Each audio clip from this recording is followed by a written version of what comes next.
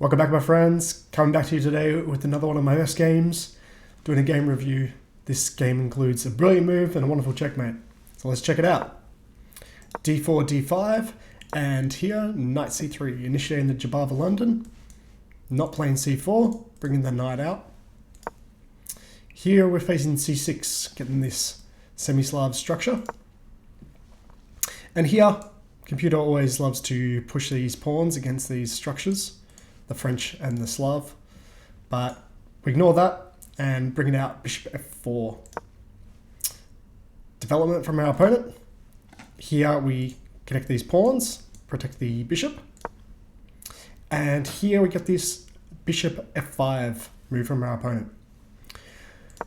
In this position, I love playing f3 in these variations. If you ever watch our friend Ben Feingold, he's always suggesting never push this f2 pawn. It creates too much weakness against your king. But I love this attack, pushing these G and H pawns all the way down the board, getting our opponent who might kingside castle, and we're going to castle along and just storm these pawns down, kicking around the bishop while we're doing it.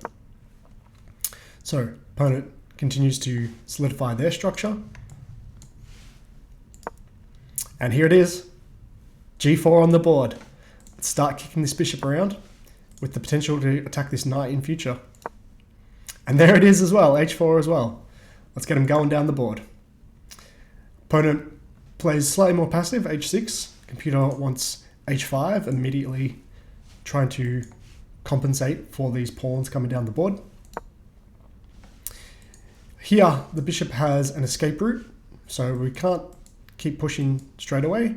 Here, we're going to trade off the bishops, bring our queen out, and bring this development so we can castle long. Bishop plays logical move, bringing more development, bringing our knight out, getting ready to connect our rooks once we castle. Opponent trades off the bishops, and here the plan for bringing the knight to this e2 square is to take back with the knight, bringing it in to reinforce this pawn storm. Opponent continues their development, connecting their knights. And here it is, we castle long, connect our rooks. Going to bring this rook across and start this storm down the kingside. Opponent senses that situation might be getting a little bit desperate, so they bring their attack, trying to catch up to our kingside attack. But we're in first. We've got g5 on the board, kicking this knight around. Computer wants the knight to undevelop, very much not a human move though.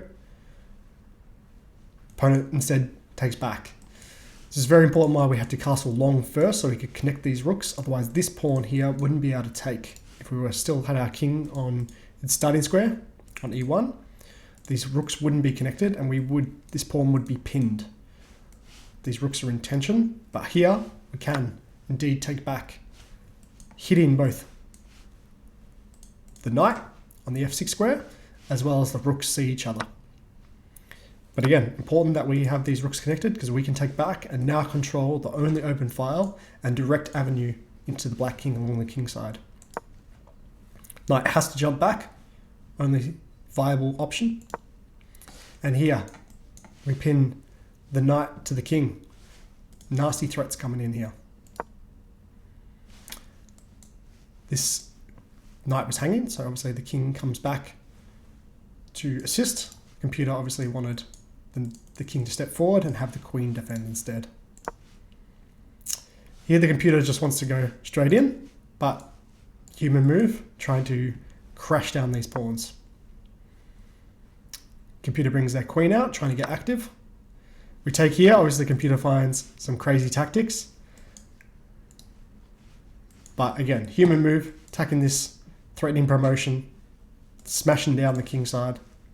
Let's keep this pawn storm going. Opponent takes back the queen. Again, the computer wants the king to step forward, get off this threat of the back rank.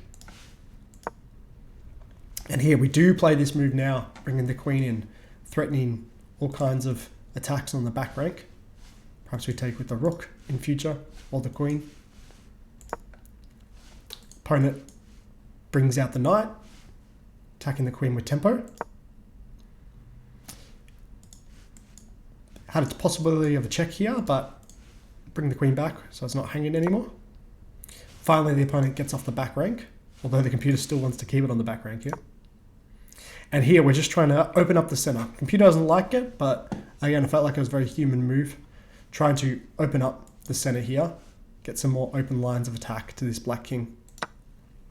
Opponent takes back. And here we ignore this threat because again, we want some open lines. It's all right if black takes another pawn, we've got the attack raging on still. So opponent does. Now take back. Again, the computer wants to give this knight check on g6. Opponent tries to put some pressure on what looks like another hanging pawn. But they've got problems of their own.